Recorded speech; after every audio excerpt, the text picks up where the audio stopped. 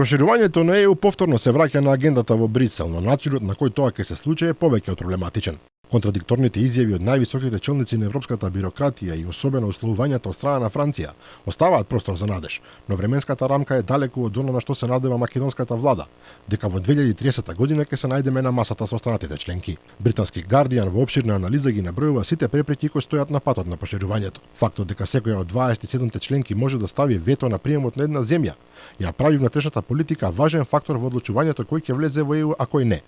Доколку владата на која било земја членка заклучи дека некое прашање нема да му годи на незиниот електорат, тоа би можело да го блокира проширувањето, наведува британскиот весник.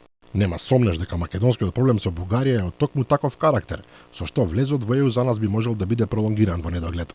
Но Guardian продолжува со тешки прашања. Какво влијание би имало проширувањето врз буџетот на ЕУ кој веќе е под притисок? Дали Полска, Грција или Унгарија би биле среќни да преминат од корисници на фондовите на ЕУ во донатори?